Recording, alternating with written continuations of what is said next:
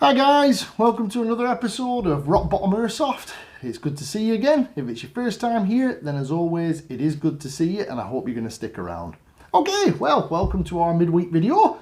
Unfortunately, no gameplay for this midweek video as I was unable to get to site, so we are going to be doing a studio video today. If you've been following the channel, as you may already know, we look to upload a video midweek, normally on a Wednesday. Normally gameplay, if we can get any. Been a bit out of action for a while, so I've been struggling for that. But we upload a studio video if not.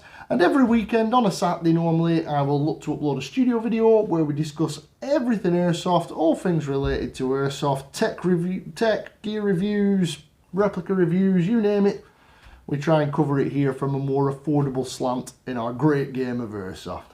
Okay, so with all that out of the way, what are we going to be having a look at today? Well, on social media, somebody had mentioned I had a picture of myself using this particular SVD in a game.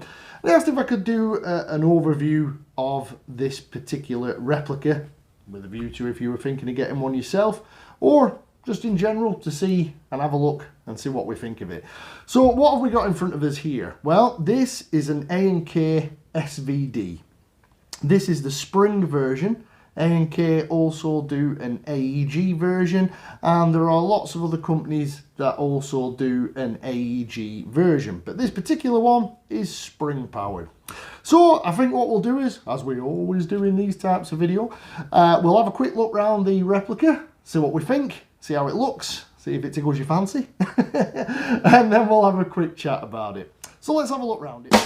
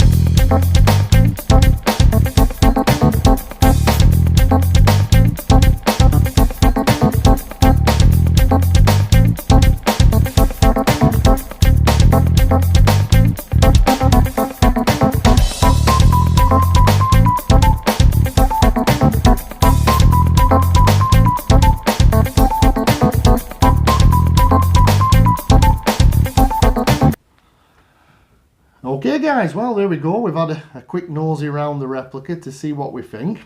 Okay, so this is the A&K SVD. As you might be able to tell from when I was manoeuvring it there on camera for you to have a look at it, it's quite heavy. It's not light at all.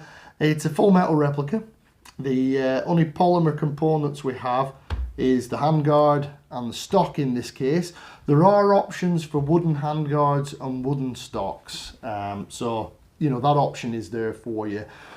Basically, if you were lucky to get one of these SVDs, if you particularly fancy one, you can get the spring version for around about 180 British pounds if you can find it in stock anywhere. So 180 British pounds, that will get you into a spring version. If you want the A&K AEG version, well, that will set you back around about 190 British pounds. Lots of advantages, obviously, with the AEG version in that you can basically turn it into a DMR. It would be an excellent DMR platform. As obviously in real life, this is modelled on the SVD, the A&K SVD, which is a marksman variant of an AK, if you would like. Slight differences in the real steel. Also known as a Draganov. Probably seen it in use in lots of movies, lots of computer games, very popular on action movie side of things, which is why I like it.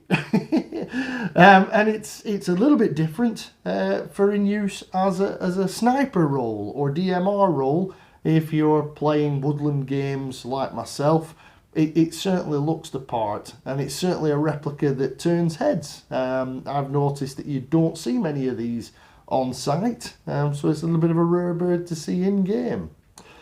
So the cost wise, yeah, I mean, it's mid-range costing. It's affordable for a full metal replica, but obviously it's going to cost you a little bit more than a standard bolt action sniper would. And as this is a Springer, unfortunately you've got the same constraints, as it were, of a bolt action sniper. You have got a good build quality. We can go through some of that. What you'll actually get if you buy one of these, this started out life as the black polymer handguard version. The painted stock and the painted handguard is something that I've done, just because I thought it looked cool. But this and the stock are normally black, just plain black, and they are the only polymer items you will come across. The rest of the replica is a mixture of alloys, so metal basically, all the way through. The sight that's on here, this PSO1 sight, obviously is not included. You don't get that, but you do get the dovetail mount on the side here, same as the real steel, and you can mount optics using the dovetail if you prefer. It does come with open sights, which you'll probably notice here, very similar to an AK if you've ever encountered an AK's open sights. So in the box, what you get? Well, basically you'll get the replica. As I say, it will have black handguards.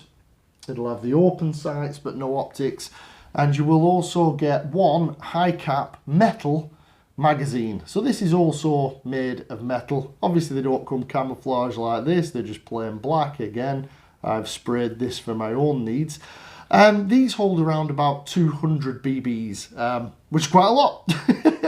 Which is because they are pretty much interchangeable as the AEG ones, so that's why they hold so many. So in a bolt action as this, or Springer, it's not so much bolt action but spring powered, 200 rounds is quite a lot of rounds in a magazine, but you can get spares of these quite easily. They're quite easy to obtain, and again, full metal magazines. Now, as with any bolt action rifle, you've got your charging handle here. Your charging handle, each time you draw the charging handle back, you're going to compress the spring. That's you ready for one shot, and it'll load 1 BB. So you have to pull the charging handle each time if you're going to use this particular version, the spring version. You do have a safety switch on the side, which if any of you guys are used to AKs, very similar to an AK, except you've only got fire and safe on this one. There's no fire selection. And that's pretty much it. It's a very, very basic replica. Very easy to work on. If you were looking to get one, there are upgrades available for the A&K SVD. Notably, a company called Airsoft Pro do a number of upgrades for this particular replica, such as the hop chamber, spring guides, trigger series, that kind of thing. There are all sorts available from Airsoft Pro. I've put a number of their items in here. Again, they're affordable upgrades, easy to do. The springs that this particular spring-powered replica uses, I believe, are AEG springs. So you've got an endless supply of spring options available. And indeed, the inner barrel on this particular replica, I believe, is a standard AEG inner barrel. So again, you have a world of options available if you want to upgrade the barrel. Out of the box, it shoots around about 300 feet per second with the spring that's installed, which is not world destroying for a sniper role, but the range on it is very good, and the accuracy out of the box is not bad at all. It's a bit fiddly to adjust the hop up on one of these. You basically have to remove the top cover, which is with this switch. You flick it down, take the top cover off, push the charging handle to the rear as if you were cocking it, and then there is a little grub screw that you use a hex key or an Allen key on to adjust your hop up. So hop up adjustments, not exactly easy on the fly, but once it's set, it's set. I've never had any issues with the hop up backing out on me. So that's a slight disadvantage of it. As I said, one of the advantages is construction wise, it's built like a tank. You've got full metal receivers, upper and lower. You've got full metal outer barrel. All your sights are full metal. Your trigger's full metal. The internals on the whole are full metal. The only polymer you're going to encounter is the handguard and the stock as standard. So The other downside of it, because of it being full metal, is, as I mentioned, is the weight. This is a very hefty replica.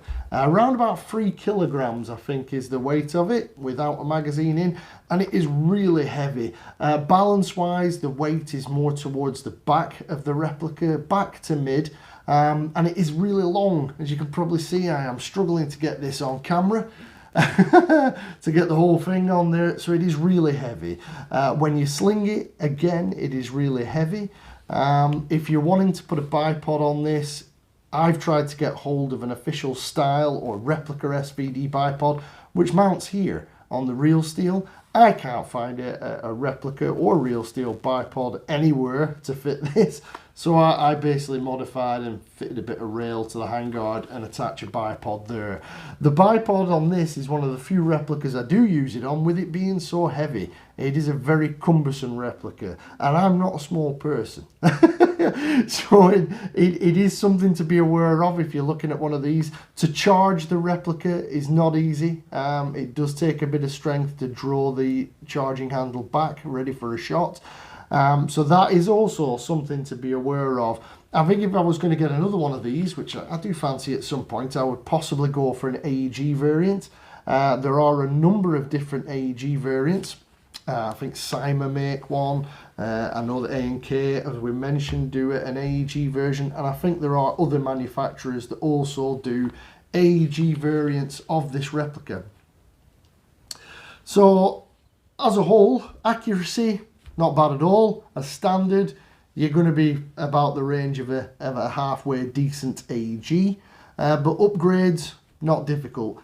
Quite difficult to get hold of at the moment, but there are Airsoft Pro upgrades aplenty for your internals. Got AEG barrels and springs, so they're plenty available. And then basically, you're going to be looking to get accuracy, probably maybe not quite as good as a very high-end bolt action rifle, but not far off. You can get relatively close. So I mean, the ultimate thing with this is it does turn heads. It looks very different. It's going to shoot further than an AEG in most cases if you do the right work to it, and it's affordable for a full metal replica. I got this particular one pre-owned. I got this used and then did some work to it to get it shooting how I want. But it has been strong. It's been out in the field with me, and it's withstood the rigors of gameplay. But like I said, the only real drawbacks to it is the weight of it. But it is 1-to-1, so it does look the part, looks as close to the real thing as you're going to get. So yeah, so that's the A&K SVD. There's not a whole lot to be said about it. It's basically a spring sniper that's based around an AEG system, if you like. Obviously, this particular system's been around for a long time in these. I believe there's even gas upgrades. You can get a CO2 upgrade, but again, it's whether you can get hold of those upgrades. I have been having a look around online, and some of the upgrades for this replica are few and far between where stock is concerned. They're really hard to get hold of. So, I mean, that's the SVD. That's a little bit of an overview of it. If you fancy one, I certainly can recommend it. It's definitely one I like to use just because of the way it looks. Turning heads, easy to work on, and like I said, it shoots fine. Don't go into it expecting it to be the level of, say, a VSR 10 that's been fully upgraded. You might get lucky and be able to get it up to those levels. I know that some people have had great performance out of these. I've never been that successful. My one shoots very good range and it's fairly accurate, but it's not quite as effective as my VSR based snipers.